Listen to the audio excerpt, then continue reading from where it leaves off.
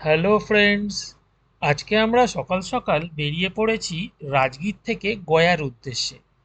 তো গয়া যাওয়ার রাস্তায় ডান দিকে এই সারি সারি পাহাড় দেখিয়ে ড্রাইভার দাদা বললেন যে এই পাহাড় নাকি রাজগীর থেকে গয়া অবধি আমাদের সাথে সাথেই চলবে। তো যেতে যেতে হঠাৎ এক জায়গায় দাঁড়িয়ে আমাদের ড্রাইভার দাদা বললেন, যান এই জায়গাটা দেখে আসুন। এই জায়গাটা টুরিস্ট স্পট হিসেবে খুব একটা পরিচিত না হলেও এই জায়গাটার ঐতিহাসিক গুরুত্ব কিন্তু অনেক বেশি। এই যে আপনারা গেটটা দেখছেন, দশরথ মাঞ্জি লেখা রয়েছে। দশরথ মাঞ্জি ছিলেন এই গ্রামের একজন লোক। এখন আমরা সামনে যে এই রাস্তাটা দেখতে পাচ্ছি, এই রাস্তাটা কিন্তু একসময় ছিল না। যখন দশরথ মাঞ্জি এই গ্রামে থাকতেন এবং কাজ করতেন, সেই সময় ওনার ওয়াইফ এই পাহাড়ে উঠতে গিয়ে পড়ে যান এবং ওনাকে হসপিটালে নিয়ে যাওয়ার জন্য অনেক ঘুরে হসপিটালে যেতে হতো। এই রাস্তাটা না থাকার জন্য হসপিটালে নিয়ে যাওয়া সম্ভব হয়নি, আর তার জন্য ওনার ওয়াইফ মারা যান। এবং তখন থেকেই উনি স্থির করেন যে এই পাহাড়টার জন্যই যখন সব ঘটনা ঘটেছে, তাহলে উনি এই পাহাড়টাকেই ভেঙে ফেলবেন। তারপর একটা ছেনি আর হাতুড়ির সাহায্যে উনি এই পাহাড়টাকে ভেঙে পাহাড়ের মধ্যে দিয়ে ৩৬০ ফুট লম্বা একটা রাস্তা তৈরি করেন।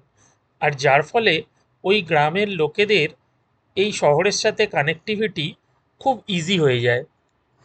আর কারোর সাহায্য ছাড়াই উনি একাই এই কাজটি সম্পূর্ণ করেছিলেন ২২ বছর ধরে।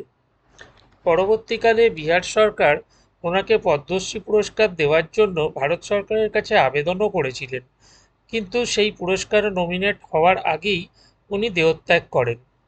তারপর ওনার নামে বলিউডে একটি সিনেমাও বানানো হয়, মানজি দ্য মাউন্টেন ম্যান। তারপর থেকে উনি মাউন্টেন ম্যান নামেই পরিচিত।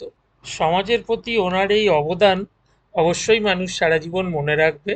দেখুন, এখানে প্রচুর স্কুল স্টুডেন্টদেরও নিয়ে আসা হয়েছে জায়গাটা দেখাবার জন্য।